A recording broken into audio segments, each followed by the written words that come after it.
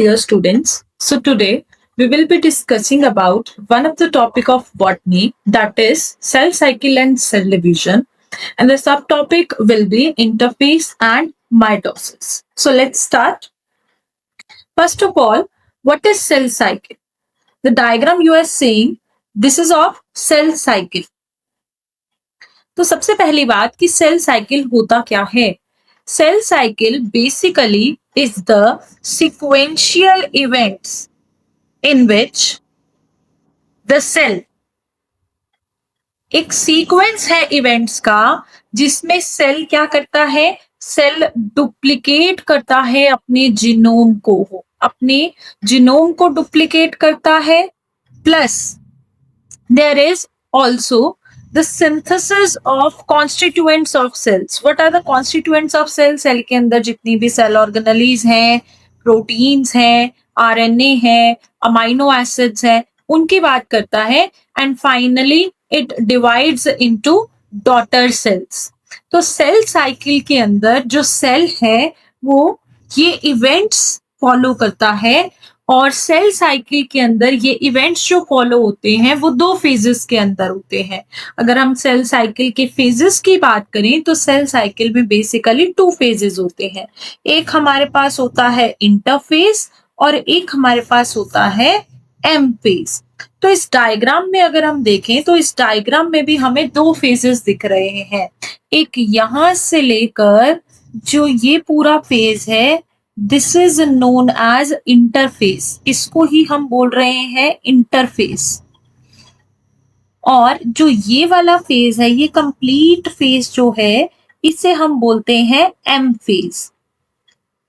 तो आज हम डिटेल में इसी इंटरफेस की बात करने वाले हैं, जिसमें हमें यहाँ पर 3 फेजेस मेनली दिख रहे हैं, that is G1 phase, S phase and G2 phase. और इसके बाद फिर हम बात करेंगे M फेज की, राइट. सो अगर हम बात कर रहे हैं सेल साइकिल में 2 फेजेस की, जो कि 2 फेजेस हैं हमारे पास. One phase is known as interphase and the other phase is known as M phase.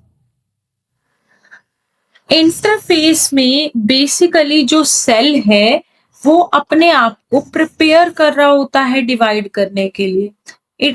The cell prepares itself.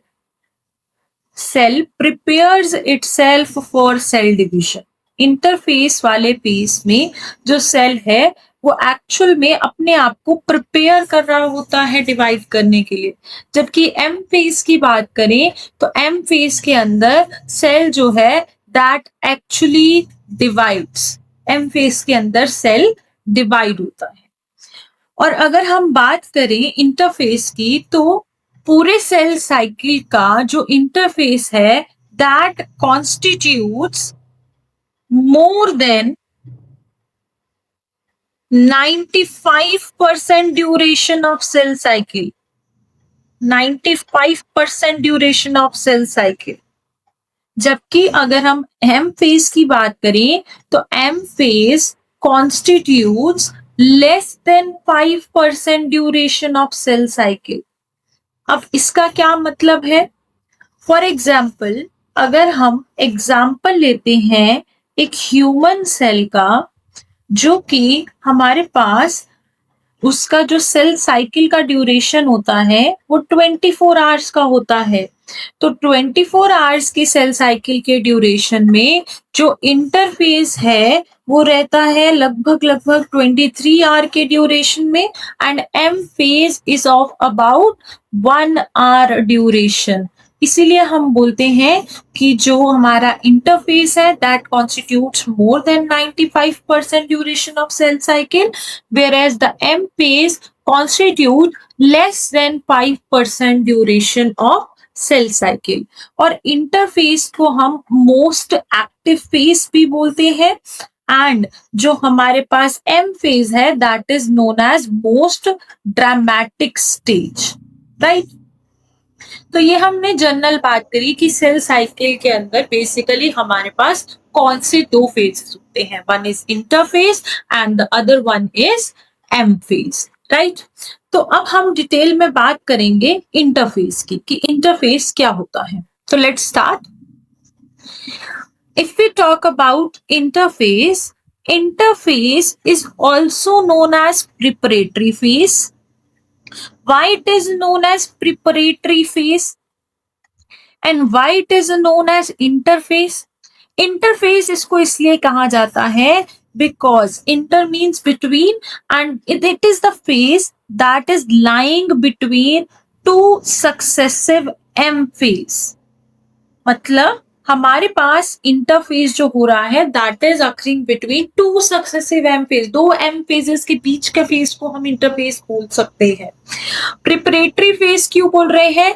Because in this phase cell prepares itself for division, है ना, cell prepares itself for division, इसलिए हम इसको preparatory phase बोल रहे हैं। और हम इसको क्या बोलते हैं? Resting phase. अब आप कहेंगे अभी तो हमने बोला कि जो ये इंटरफेस है वो 95% ड्यूरेशन ले रहा है पूरे सेल साइकिल की, और हम इसे रेस्टिंग फेज क्यों बोल रहे हैं? इसमें क्या सेल रेस्ट कर रहा है? रेस्टिंग फेज हम इसलिए बोल रहे हैं क्योंकि यहाँ पर कोई भी सेल डिवीजन नहीं हो रही है। There is no activity related to cell division, है ना। यहाँ पर सेल डिवाइड नहीं कर रहा है बल्कि प्रिपेयर कर रहा है सेल डिवीजन के लिए। And it is dealing with changes occurring in the cell, it is dealing with the changes occurring in the cell, right. तो इसलिए हम यहाँ पर इसको रेस्टिंग फेज बोल रहे हैं। Now, if we talk about the interface, so interface further is divided into three phases. Interface is divided into three phases.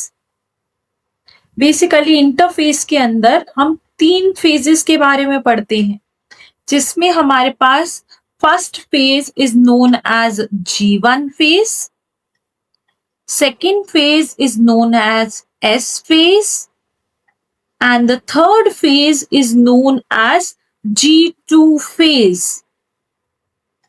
G1 phase is also known as gap 1 phase, or we can say it as post mitotic phase. Why it is known as post mitotic phase?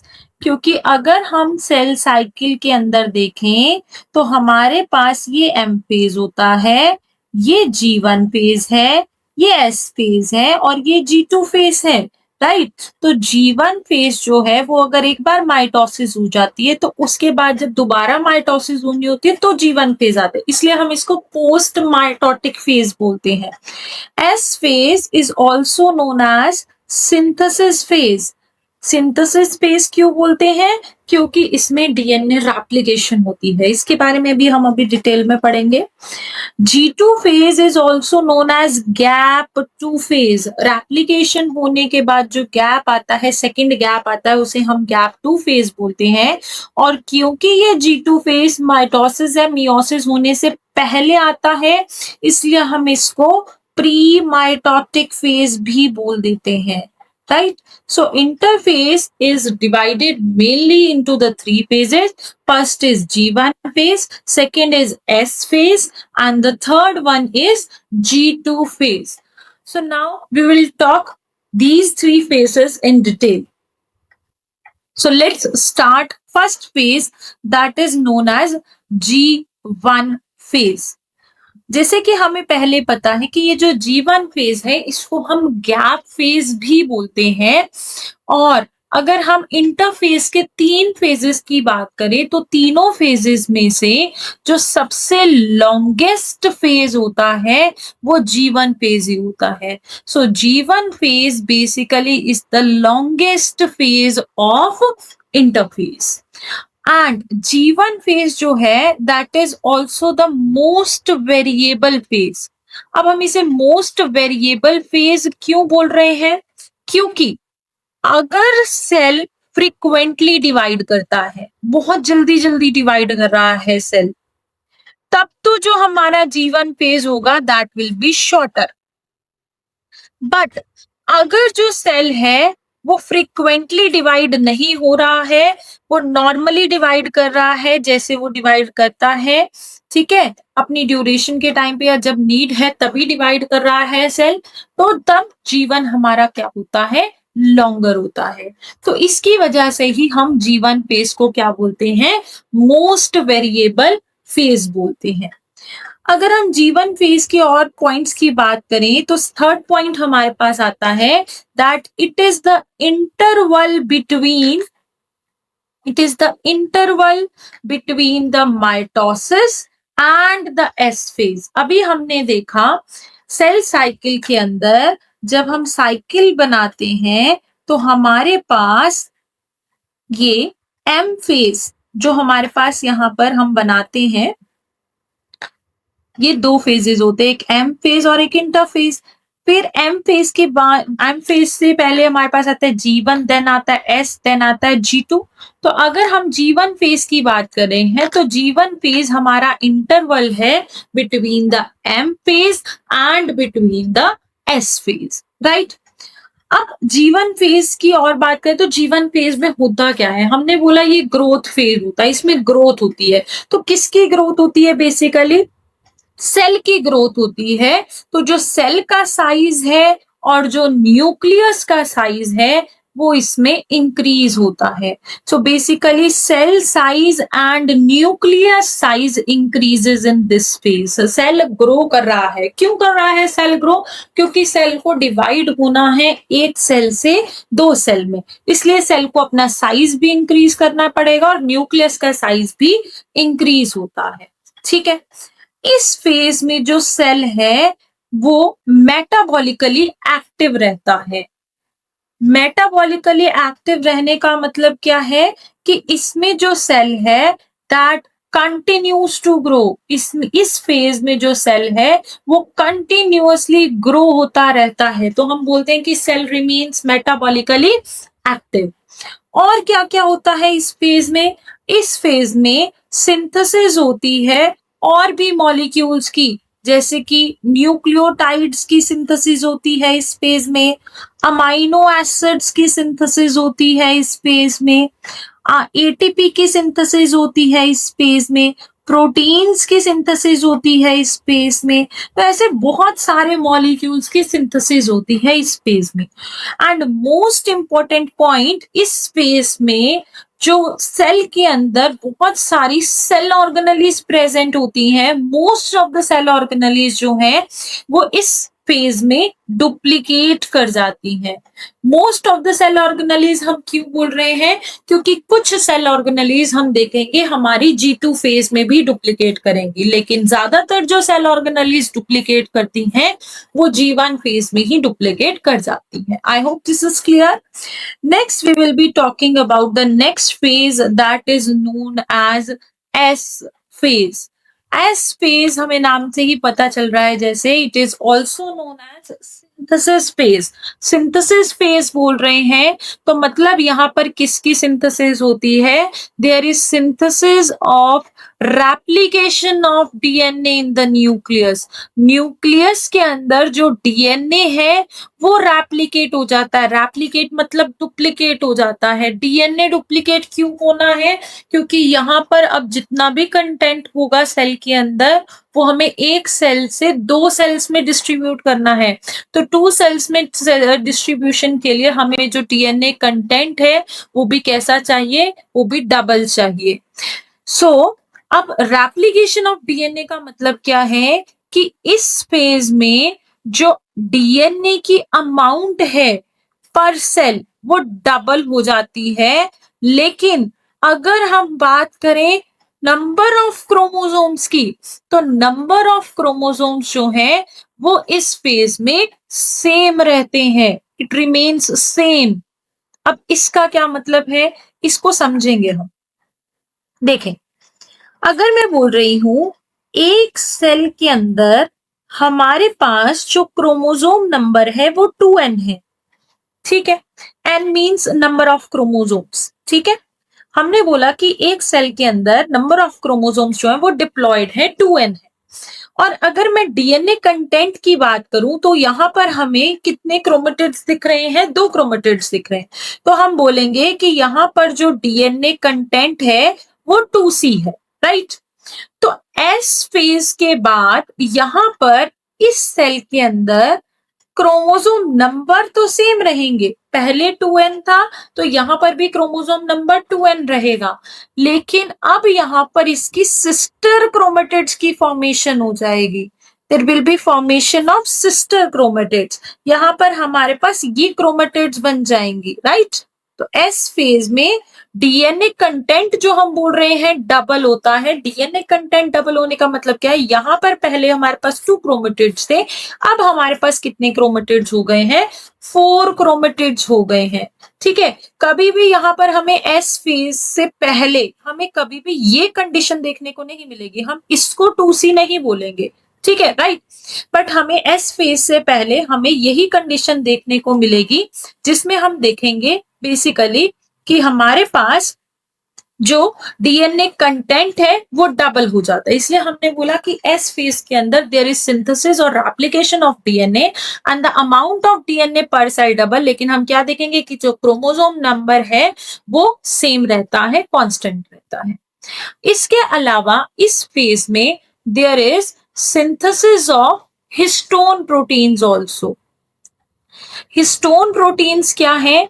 Histone proteins वो तरह के protein है जिसके साथ हमारा जो DNA है वो बाइंडेड रहता है, तो हिस्टोन प्रोटीन्स की सिंथेसिस भी होती है।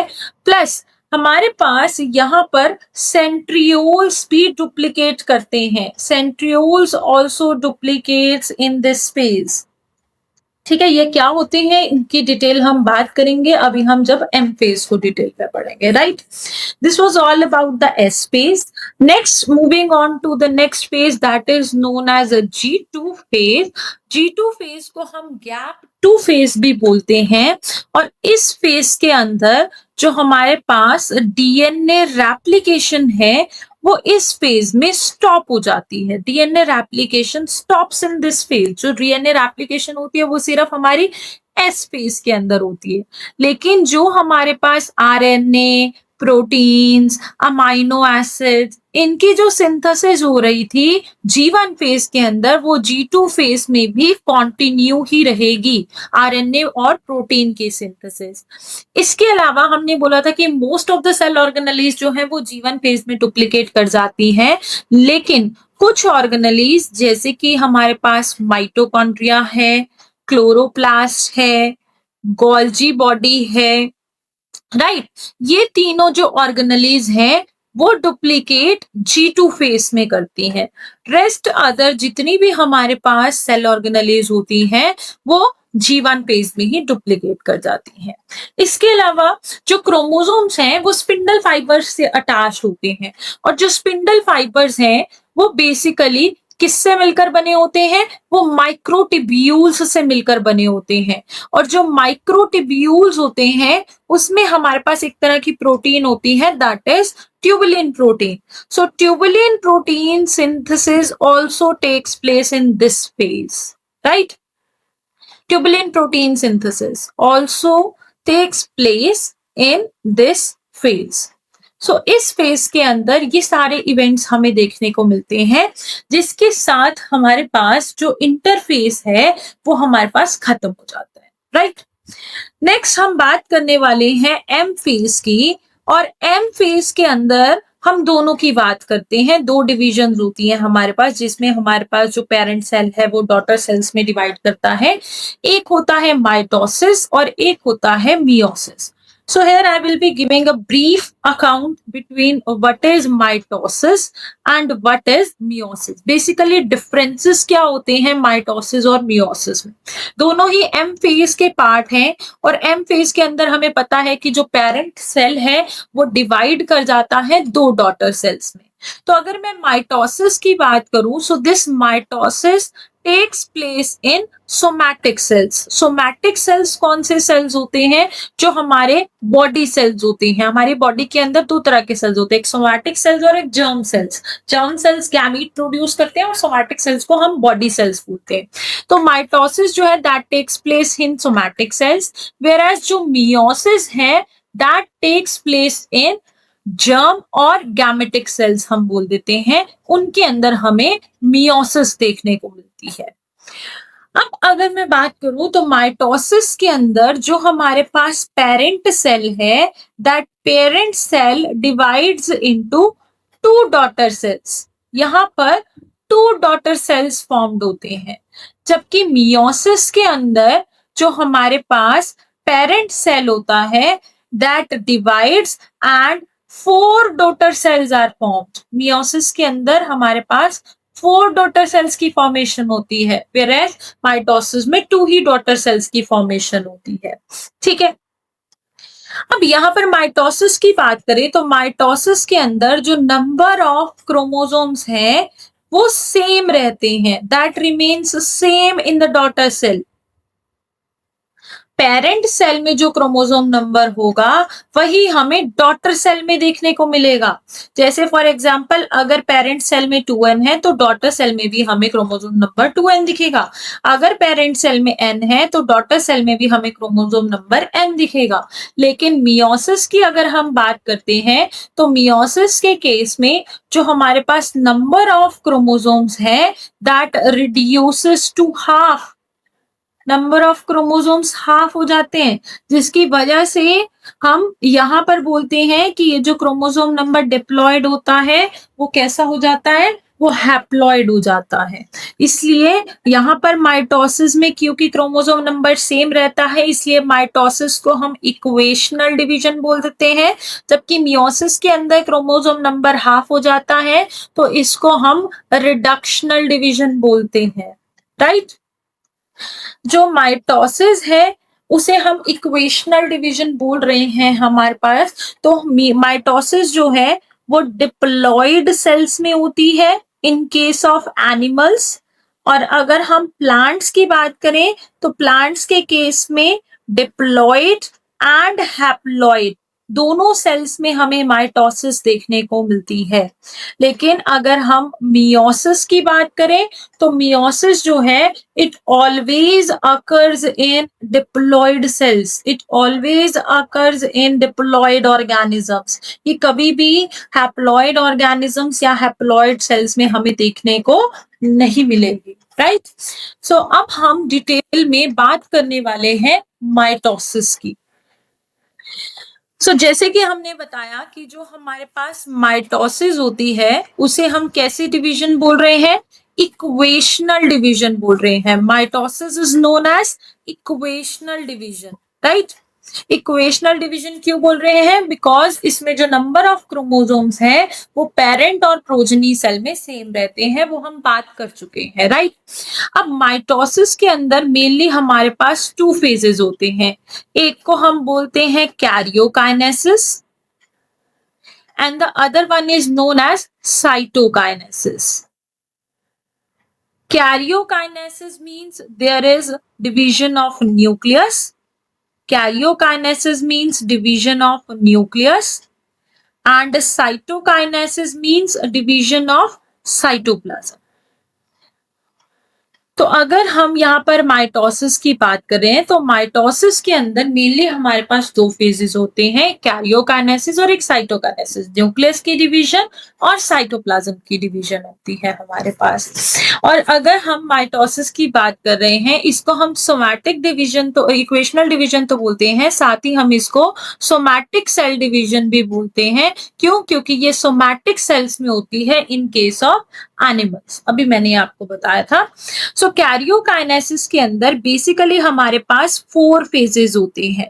First phase is known as prophase, second phase is known as metaphase, third phase is known as anaphase, and the fourth phase is known as telophase.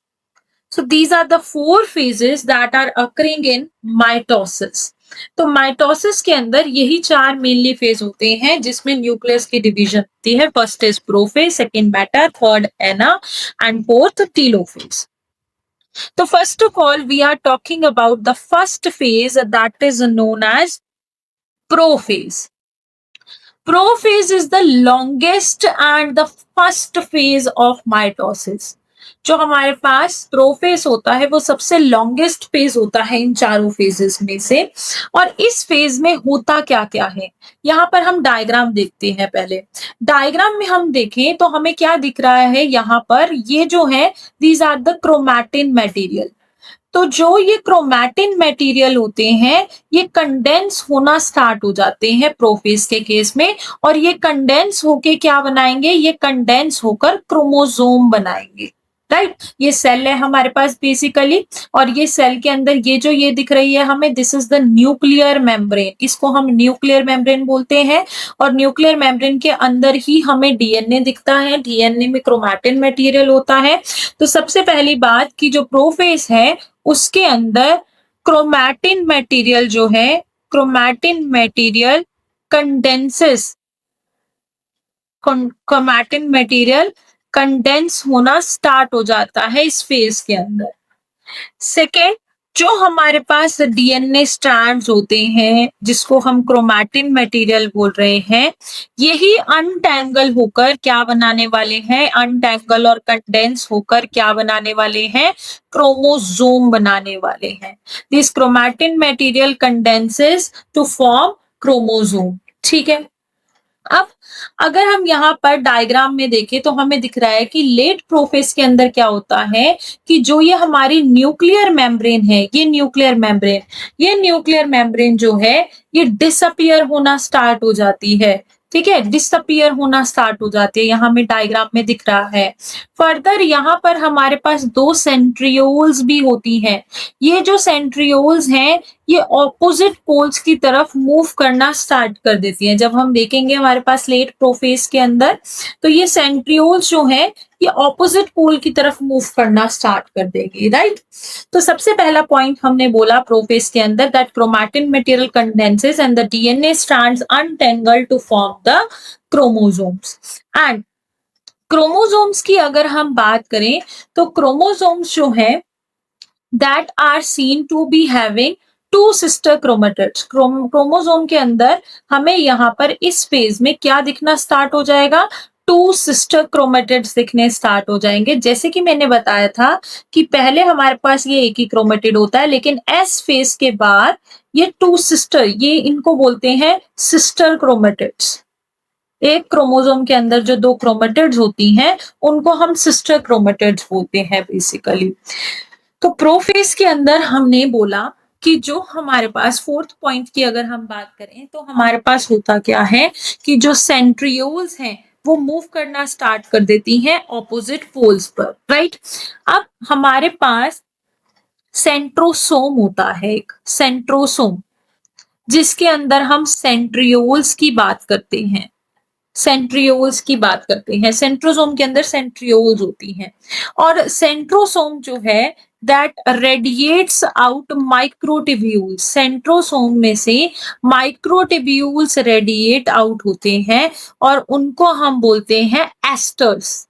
Asters मतलब क्या, star like appearance. जैसे यहाँ पर हमारे पास ये सेल है, इस cell के अंदर ये हमारे पास न्यूक्लियर मेम्ब्रेन है, तो यहाँ पर ये सेंट्रियोल्स प्रेजेंट होती हैं, और इन सेंट्रियोल से जो हमारे पास ये रेडिएट आउट हो रहे होते हैं इनको हम बोलते हैं एस्टर्स। तो टू एस्टर्स और स्पिंडल फाइबर्स मिलकर बनाते हैं हमारे पास क्या, माइटोटिक अपैरेटस। क्वेश्चन पूछा जाता है basically that what is mitotic apparatus. तो two asters plus spindle fibres together form mitotic apparatus. और प्रोफेज के केस में जब हमारे पास एंड आ जाता है, लेट प्रोफेज की हम बात करते हैं, cells at the end of prophase, prophase के एंड में जो सेल्स होंगे that do not have nuclear membrane. हमने अभी देखा डायग्राम में भी कि जो न्यूक्लियर मेम्ब्रेन है वो डिसअपियर होनी स्टार्ट हो जाती है। न्यूक्लियर मेम्ब्रेन नहीं होती, ना ही न्यूक्लियोलस होता, न्यूक्लियोलस भी डिसअपियर हो जाता है।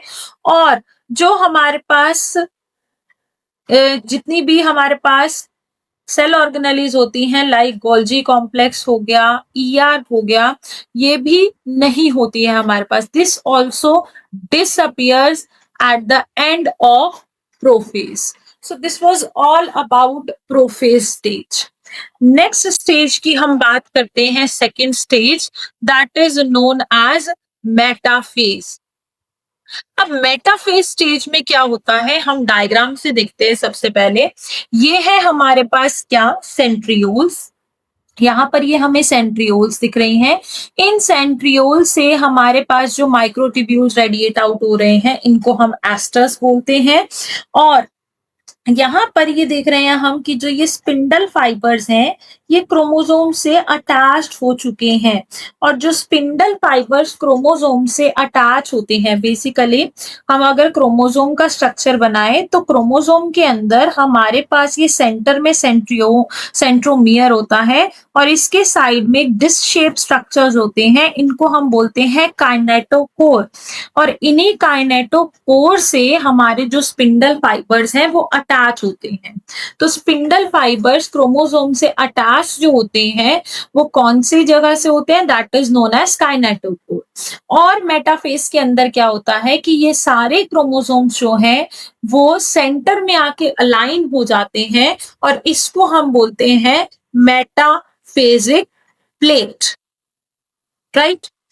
तो सबसे फर्स्ट पॉइंट जो हमने बोला, मेटाफेज के अंदर क्या होता है, सबसे पहले फर्स्ट थिंग हमें मेटाफेज में देखने को मिलती है कि that is there is complete disintegration, there is complete disintegration of nuclear envelope. सबसे पहली बात तो न्यूक्लियर एनवेलप जो डिसअपियर हो रहा था वो पूरी तरह से हमें डिसइंटीग्रेट होता दिखेगा। और जब पूरी तरह से डिसइंटीग्रेट हो गया मतलब हमारा मेटाफेज स्टार्ट हो गया है। तो क्रोमोसोम्स अब हमारे कहाँ आ चुके हैं, अब हमारे क्रोमोसोम्स जो है वो साइटोप्लाज्म में आ चुके हैं, राइट। और जो हमारे पास क्रोमोसोम्स हैं, the chromosomes are attached to spindle fibres, chromosomes are attached to the spindle fibers through disc shaped structures। अभी मैंने आपको बनाकर दिखाया कि disc shaped structures present होते हैं सेंट्रोमियर के अराउंड, जिसे हम क्या बोलते हैं, that are known as kinetochore. तो काइनेटोकोर से जो हमारे स्पिंडल फाइबर्स हैं वो आकर अटैच हो जाती हैं, ठीक है। So it is basically known as the attachment site of chromosomes. और मेटाफेज के अंदर बेसिकली जो हमारे पास ये स्टेज होती है, इस स्टेज में जो क्रोमोसोम्स हैं उनकी मॉर्फोलॉजी को हम इजिली स्टडी कर लेते हैं। Morphology of chromosomes is most easily studied at this stage। most easily study हम इस केस में, इस फेज में क्रोमोसोम्स की मॉर्फोलॉजी को इजिली स्टडी कर लेते हैं। क्यों? Why? Because chromosomes are thickest and shortest at this stage. इस स्टेज पे जो क्रोमोसोम्स हैं वो हमें सबसे ज्यादा थिकेस्ट और शॉर्टेस्ट दिखते हैं, इसलिए हम इस स्टेज में जो क्रोमोसोम्स हैं उनकी मॉर्फोलॉजी को इजिली स्टडी कर सकते हैं, राइट। और क्या क्या होता है हमारे पास इस स्टेज में, जो क्रोमोसोम्स हैं that align themselves at equator. अभी हमने बात करी कि इस फेज में जो क्रोमोसोम्स हैं वो सभी के सभी क्रोमोसोम्स जो हैं वो अपने आप को अलाइन कर लेते हैं इक्वेटर पे आके। इक्वेटर हमें पता है बेसिकली, अगर हम अर्थ की बात करें तो जो सेंटर में हमारे पास पॉइंट होता है उसे हम इक्वेटर बोलते हैं। तो पहली बात तो ये स्पिंडल फाइबर जिससे अटैच हो जाते हैं काइनेटोकोर से, और जो हमारे क्रोमोसोम्स हैं that align themselves at equator, and उसको हम बोल देते हैं that is known as metaphasic plate. इसको हम बोल देते हैं metaphasic plate, right? So next phase which we will be talking about is the anaphase। अब हम बात करते हैं एनाफेज की।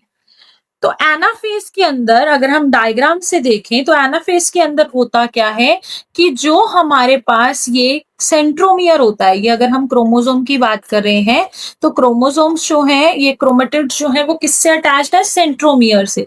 तो यहाँ पर एनाफेज के केस में ये सेंट्रोमियर हमारा स्प्लिट हो जाता है। तो सबसे फर्स्ट पॉइंट अगर हम एनाफेज में बोलें तो क्या होता है कि जो क्रोमोसोम्स हैं वो स्प्लिट हो जाते हैं और जो हमारा सेंट्रोमियर है वो डिवाइड कर जाता है। Centromere divides simultaneously, right? और उससे होगा क्या? There will be separation of sister chromatids. क्योंकि अगर हम एक क्रोमोसोम की बात कर रहे हैं तो इस क्रोमोसोम में अगर ये क्रोमोसोम सेंट्रोमियर से अटैच्ड है तो अगर सेंट्रोमियर स्प्लिट होगा तो हमारे पास क्या होगा कि जो ये सिस्टर क्रोमेटिड्स थे, अगर सेंट्रोमियर स्प्लिट हो रहा है, ऐसे स्प्लिटिंग होती है हमारे पास सेंट्रोमियर की, लाइक दिस, ठीक है? तो जब सेंट्रोमियर स्प्लिट होता है तो जो ये सिस्टर क्रोमेटिड्स हैं ये सेपरेट हो जाते हैं, राइट? तो there is separation of sister chromatids and this sister chromatids हम यहाँ डायग्राम में भी देख पा रहे हैं कि ये जो सिस्टर क्रोमेटिड्स हैं ये ऑपोजिट पोल्स की तरफ मूव करना स्टार्ट कर देते हैं। Sister chromatid starts moving towards opposite pole, right? कैसे? ये देखें, अगर हम ये डायग्राम बनाएं तो हमने देखा था मेटाफेज के अंदर जो हमारे पास क्रोमोसोम्स थे वो इक्वेटर पे आकर अलाइन हो गए थे, राइट? और ये हमारे पास दो पोल्स हैं, दो ऑपोजिट पोल्स हैं। तो जब हमारे पास यहाँ पर सेंट्रोमियर स्प्लिट करेगा तो यहाँ सेंटर से स्प्लिटिंग होगी और सिस्टर क्रोमेटिड सेपरेट हो जाएंगे और ये सिस्टर क्रोमेटिड जैसे कि हम डायग्राम में देख रहे हैं ये कहाँ मूव कर जाएंगे? ये ऑपोजिट पोल्स पर मूव होते हुए हमें दिख जाएंगे, राइट? और इसमें एक और मेन पॉइंट है कि जो सेंट्रोमियर है वो हमें हमेशा किसकी तरफ दिखेगा? That will be directed towards the poles, right? जो सेंट्रोमियर है that is always directed towards the poles. हम देखेंगे सेंट्रोमियर हमें नीचे की तरफ नहीं दिख रहा है, centromere remains directed towards the poles. Poles की तरफ हमें सेंट्रोमियर डायरेक्टेड होता दिख रहा है ना? और उसकी जो आर्म्स है that are trailing behind it. Main point क्या है एनाफेज स्टेज में कि एनाफेज स्टेज जो है that is the best stage to study shape of chromosomes. अब इसका क्या मतलब है?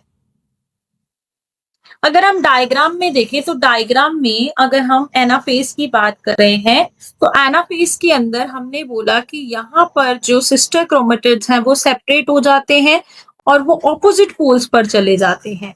तो जब ये ऑपोजिट पोल्स पर जाते हैं लाइक दिस,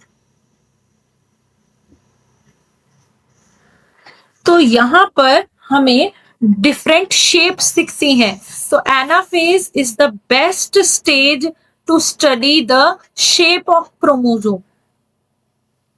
अगर हम एनाफेज के अंदर यहाँ पर शेप ऑफ क्रोमोसोम दिखें तो हमें यहाँ पर कैसी शेप ऑफ क्रोमोसोम दिख रही है? हमें यहाँ पर वी शेप दिख रही है। तो यहाँ पर हमें डिफरेंट शेप ऑफ क्रोमोसोम दिख सकती है। It can be either V shape, it can be either L shape, it can be either J shape और it can be either I shape depending upon कि क्रोमोसोम कैसा है, centromere कहाँ place है ना? Depending upon the centromere basically. अगर हम बोल सकते हैं कि जो शेप है क्रोमोसोम्स की वो हमें डिफरेंट शेप्स की दिखती है एनाफेज स्टेज में। So it depends upon the position of centromere कि सेंट्रोमियर कहाँ प्लेस्ड है, उसके बेसिस पे हमारे पास डिफरेंट डिफरेंट तरह के क्रोमोसोम्स होते हैं और इसके बेसिस पे हमें यहाँ पर डिफरेंट डिफरेंट तरह की शेप्स देखने को मिलती है। Next we are moving on to the last phase of mitosis that is known as telophase. अब टीलोफेज के अंदर क्या होता है हमारे पास कि जो क्रोमोसोम्स हैं वो अपने रिस्पेक्टिव पोल्स पर पहुंच जाते हैं।